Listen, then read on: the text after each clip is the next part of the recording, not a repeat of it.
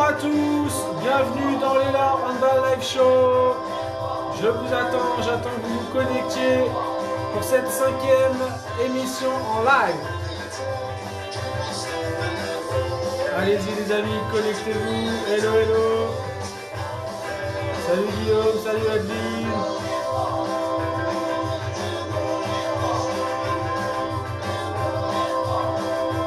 Salut Tom.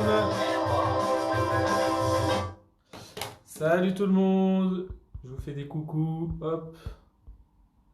Je fais des coucous. Je fais des coucous. Hop.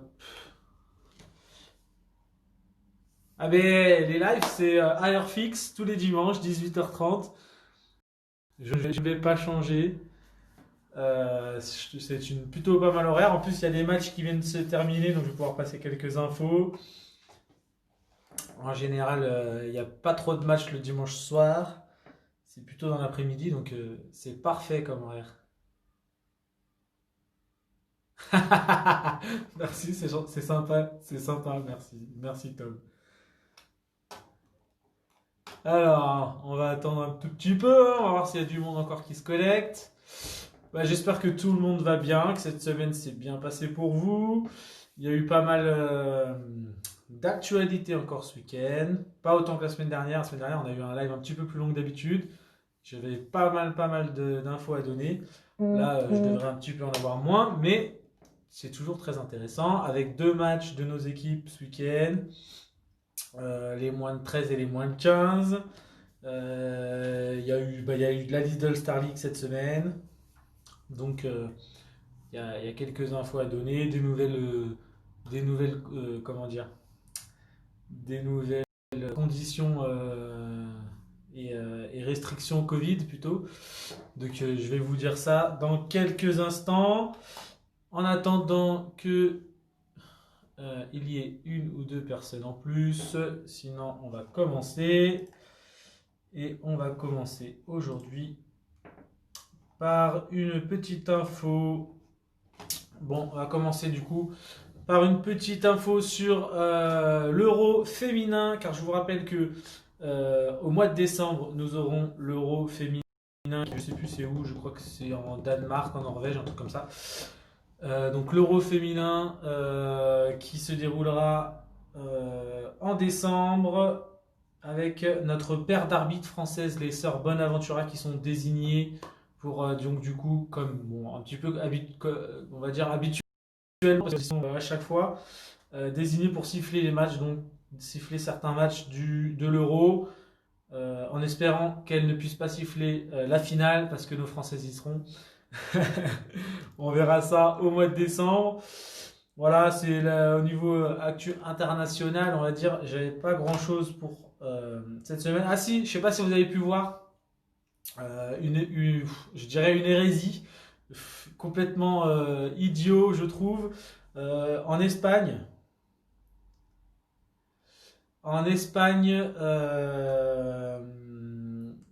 il y a comment ça s'appelle les instances hein, là-bas qui ont obligé un match de Ligue espagnole, de D1 quoi, espagnol, la Liga, à se jouer avec des masques. Donc si vous voulez aller voir sur Twitter, vous pouvez, ou sur internet, vous trouverez ça.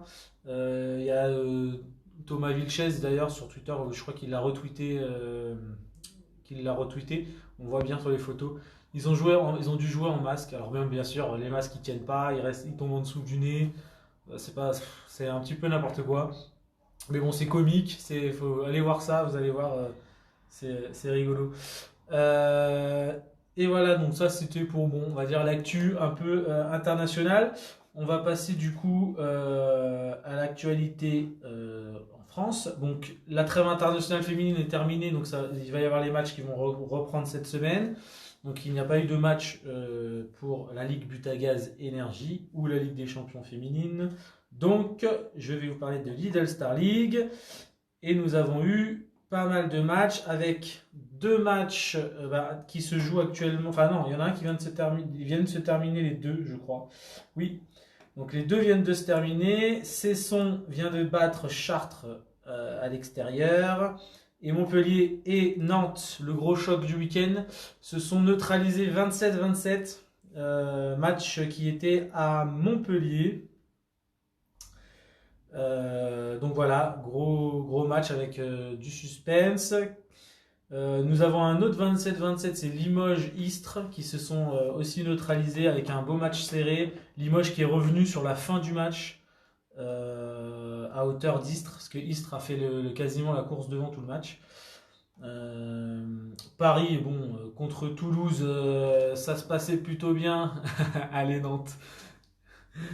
Moi, je suis plus allez Montpellier, mais donc Paris qui a battu Toulouse 41-35. Toulouse qui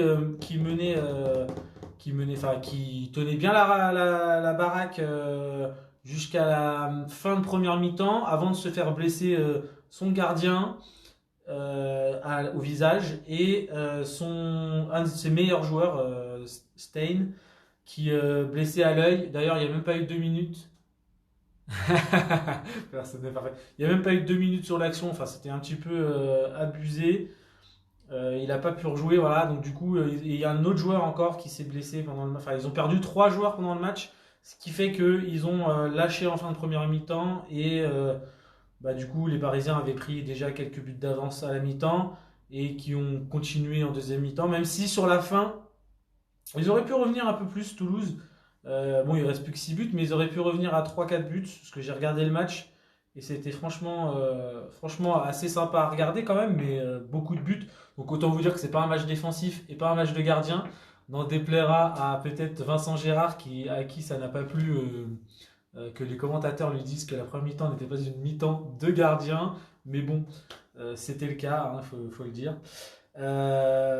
Ensuite, on a Saint-Raphaël qui a sa première victoire de la saison. Il y a Créteil aussi, première victoire de la saison qui a été surprendre à Nîmes. Et Ivry aussi, première victoire de la saison. Nos clubs Val-de-Marnais là qui sont allés gagner à l'extérieur, les deux. Et donc Cesson qui vient de gagner. Et il restera Aix-Chambéry. Mais Aix-Chambéry, il se jouera le 20 parce que je crois qu'il y a eu un petit report dû aux conditions sanitaires encore qu'il y a dans le sud qui sont un peu plus, on va dire, fortes que ici ou ailleurs, même si nous on a atteint le même niveau. On en parlera après. Voilà pour la Star League. Du coup, il y a des matchs en retard, donc le classement il n'est pas ouf, mais ils sont bons. Sur les 3-4 premières places, bon, c'est Paris, Nantes, Montpellier. Bon, c'est pas trop, on va dire, étonnant. Montpellier a un match en retard d'ailleurs. Donc 8 points Paris, 7 points Nantes, 5 points Montpellier avec un match en retard. Limoges, c'est le promu de Pro League qui est monté en Lidl Star League cette saison, qui étonnamment a déjà 5 points. Ils font un bon début de saison. J'espère pour eux qu'ils vont réussir à continuer. Parce que en tout cas, ils sont bien partis pour faire ils ont fait des bons exploits là depuis le début. Ils ont pris les points qu'il fallait. Donc pour se maintenir, ça peut être pas mal. Voilà pour la Lidl Star League. C'est tout ce que j'ai à vous dire. Et on va donc passer. Salut Romain. Je vois que tu te connectes maintenant. On va donc passer à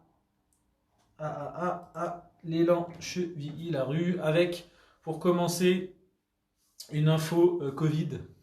Comme chaque semaine, on a toujours une petite info Covid.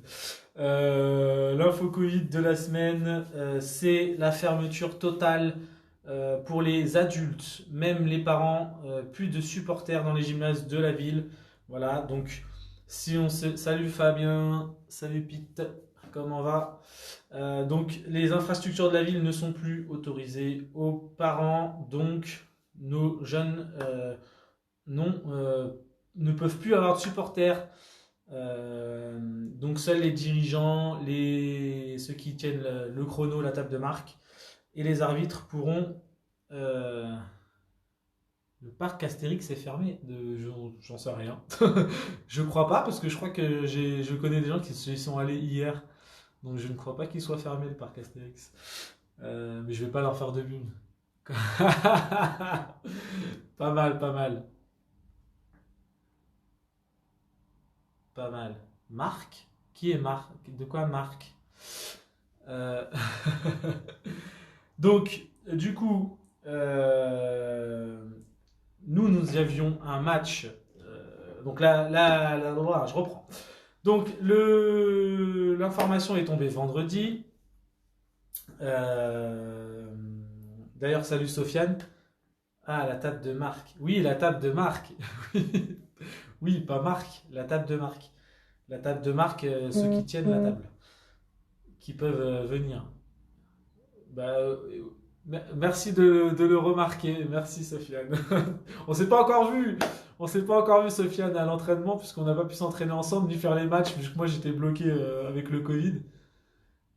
Et, euh, et du coup c'est vrai qu'on s'est pas encore vu. Tu verras, tu verras ça. Mais bon, si on ne peut pas s'entraîner encore pendant longtemps, pour l'instant, on va pas se voir tout de suite. Donc je reprends. Donc comme les parents ne peuvent plus, on a su ça vendredi, euh, venir supporter leurs enfants, que seuls les dirigeants peuvent être, seuls les dirigeants peuvent être dans le gymnase, les entraîneurs et les arbitres. Nous avons hier pour pouvoir euh, avoir une visibilité sur le match des moins de 13 qui jouaient contre Choisy-le-Roi pour leur premier match de délayage à domicile. Nous avons donc, avec des choses, Sofiane, avec du coup moi aux commentaires, comme d'habitude, pu voir les moins de 13 en live sur notre compte Instagram. Ça a bien plu du coup euh, aux parents qui ont pu suivre et supporter leur équipe à travers l'écran. Donc pour ce petit résumé du match des moins de 11, des moins de 13 pardon, excusez-moi.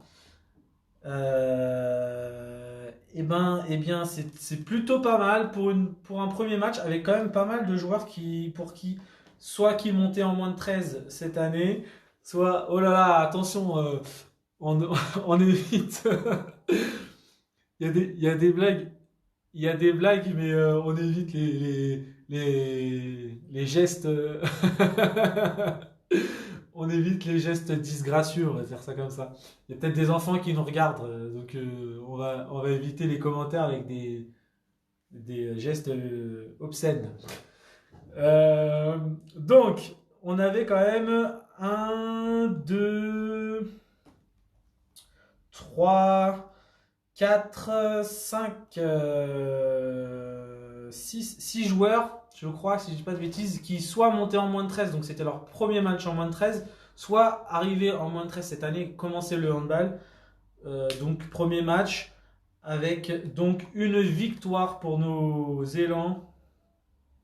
Euh... Abuse pas, Pete, sur les abdos quand même. Pas encore, pas encore. Ils sont encore cachés. Ils sont pas encore visibles. Donc une victoire 30-7 pour nous. Si vous avez pu suivre le match en direct, pour nos élans de moins de 13, nos jeunes élans qui ont dominé tout le match, clairement, on peut le dire. En face, ils avaient une équipe a priori constituée en partie de moins de 11, voire même principalement. Donc du coup, bon, l'opposition n'était pas exceptionnelle au niveau, bien sûr, technique et physique. Donc on a pu tirer à notre avantage de ce détail et faire un super match avec...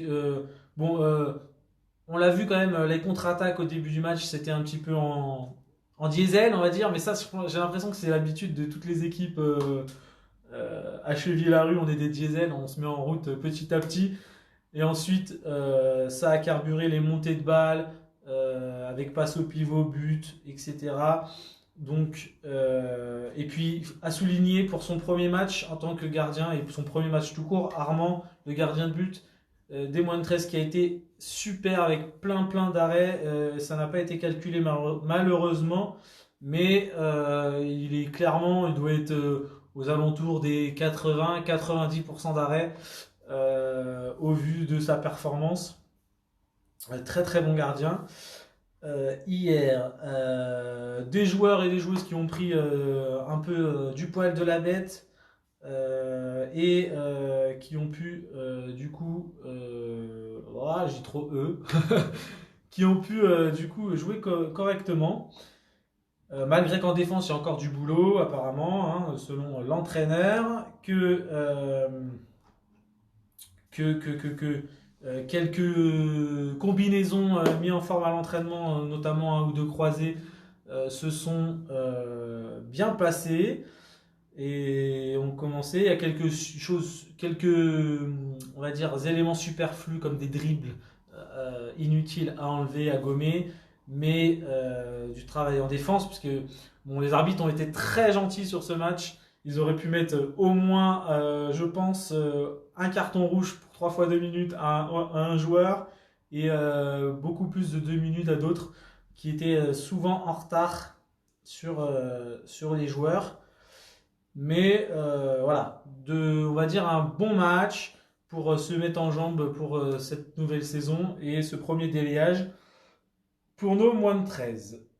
Passons à nos moins de 15 qui jouaient cet après-midi à Saint-Mandé. Malheureusement, ça ne s'est pas passé tout à fait de la même façon pour eux.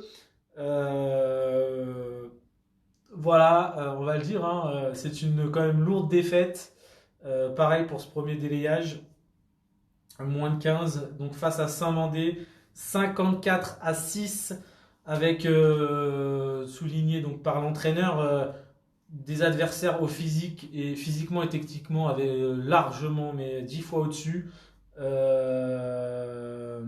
Fort à tous les postes, sauf au gardien, qui a priori était un peu moins bon que le reste de l'équipe. Mais oui, c'est une défaite 56-6, ça fait un peu mal pour cette reprise. Mais l'entraîneur, donc Karim, préfère jouer comme ça contre une équipe, on va dire, un peu plus forte que jouer contre des débutants et gagner un match assez largement. Donc voilà, donc les joueurs de Saint-Mandé étaient au-dessus. Ben voilà, c'était un premier match, voilà, avec une équipe qui a perdu un joueur majeur, on va dire, hein, de l'équipe. Donc le gardien était nul, on a marqué 6-8. Oui, bon, bah après, hein, voilà, c'est un premier match de reprise, premier match en moins de 15, puisque tous nos moins de 15 étaient en moins de 13 l'année dernière. Donc c'est pareil, ça se trouve, Saint-Mandé, c'est beaucoup de joueurs de deuxième année, on ne sait pas. Donc voilà, il y a forcément, bon, on va dire, des questions de gabarit, voilà, de physique, hein, comme il a dit. Le physique, ça joue aussi. On sait qu'à cet âge-là, hein, la puberté n'est pas passée au même niveau pour tout le monde. Donc du coup, il y en a qui ressemblent à, comme on dit souvent, il a les darons et il a la femme et les enfants qui l'attendent dans la voiture. Et de l'autre côté, il y a ceux qui pourraient être en... Ah, Saint-Mandé sont au niveau région. Ben voilà, merci de l'information, je n'avais pas. Donc ça, on va dire que ceci explique cela, du coup. J'avais pas cette information, comme quoi Saint-Mandé sont au niveau région. Ben voilà. D'où le score et l'écart de physique et de technique. C'est tout pour aujourd'hui en termes de résumé de match. Je vais vous donner les informations pour les matchs à suivre pour la semaine prochaine, puisque malgré que ce soit les vacances et que ça ne soit pas du tout une bonne idée de faire jouer des matchs le premier week-end des vacances, puisque beaucoup d'enfants ne sont pas, on va dire, ils n'ont pas le choix, quoi. Les parents partent en vacances, ils sont obligés de suivre. Donc, nous aurons la semaine prochaine, si assez de joueurs il y a, les moins de 11 avec moi-même qui iront on ira à Valenton pour le deuxième délayage contre Valenton et, si je dis pas de bêtises, Ormesson. Ça se jouera samedi à 14h à Valenton. On aura donc les moins de 13 qui iront à la Queue-en-Brie contre la Caudassienne pour leur deuxième match de délayage à 16h30 le samedi. Et pareil, les moins de 15 du coup qui cette fois-ci à domicile recevront Saint-Maur. Voilà, Saint-Maur qui viendra à domicile contre nos moins de 15 à 15h30 à Pasteur. Bien sûr, pas de public. Je ne sais pas si on pourra diffuser le match. On va essayer de voir, ça va s'arranger. Vu que moi je serai à Valenton, je ne pourrai pas moi diffuser le match. Sauf si j'y suis pas parce que j'aurai pas assez de joueurs, mais ça je peux pas le prévoir tout de suite. Pour l'instant, je n'ai pas la totalité des réponses pour savoir si j'ai le nombre ou pas. Mais du coup, normalement, 3 matchs le week-end prochain pour nos jeunes élans. Voilà, je crois que j'ai fait le tour. Je ne sais pas s'il y en a qui ont des questions, des interrogations, qu'ils ont envie de dire quelque chose. Mais on est à peu près aux alentours des 20 minutes de live. Je pense qu'on a fait le tour des informations. Les seniors peuvent ne toujours pas s'entraîner en gymnase. Donc, pour l'instant, les championnats n'ont pas repris. Les seniors, je vous rappelle, devraient normalement commencer le championnat le 7 novembre. Mais bon, tant que la situation sanitaire ne s'améliore pas, pour l'instant, c'est en stand-by. On croise les doigts pour que ça se débloque d'ici là, avec quand même en espérant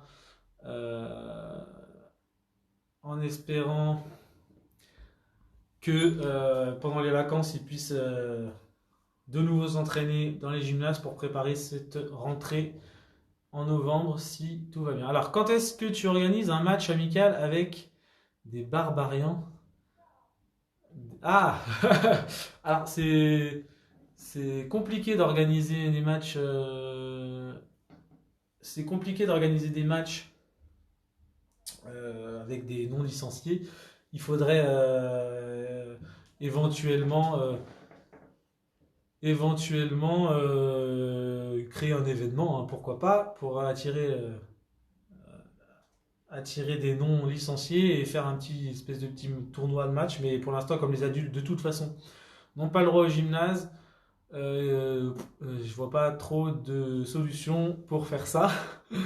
Mais pourquoi pas, hein, c'est une chose à voir, hein, pour pouvoir, nous, en tant que club, attirer du monde et peut-être de nouveaux seniors ou de nouveaux joueurs. Mais on verra ça plus tard quand on pourra avoir accès à des gymnases. Sur ce, les amis, je vous dis à la semaine prochaine pour les résultats des matchs et de nouvelles infos handball. Donc dans les A1, si on trouve des équipes de 77 ou de 80 pour des matchs amicaux, on peut ou pas? Non, on ne peut pas faire des matchs amicaux. C'est pareil, ça nous voilà. Les équipes de la petite couronne ne peuvent pas aller dans les équipes de la grande couronne faire des matchs amicaux pour ne pas transférer le virus. Voilà, c'est ce qui a été dit. Donc du coup, non, on ne peut pas faire des matchs amicaux, malheureusement. C'est une chose que j'avais réfléchi, mais on m'a dit non. Malheureusement, on n'a pas le droit. Voilà, on n'a pas le choix. On n'a pas le choix. Pas d'autres questions, des autres questions? On se retrouve où? De toute façon, on a dit les seniors pour mardi dans le parc pour un peu de maintien de forme, on va dire. Mais sinon, pour l'instant, pour le terrain, c'est compliqué, hein. C'est compliqué. Moi aussi, hein, ça me démange, hein, j'ai les doigts qui me démangent. Heureusement que j'entraîne les moins de 11, ça me permet de faire quelques tirs pour leur montrer les exercices. Mais et quelques déplacements, quelques pas de handball, on va dire. Mais c'est un peu compliqué. Sur ce, on se retrouve donc la semaine prochaine pour des nouvelles infos, pour les résultats des matchs du week-end. Et donc, prenez soin de vous. Bonne semaine à tous. Salut tout le monde.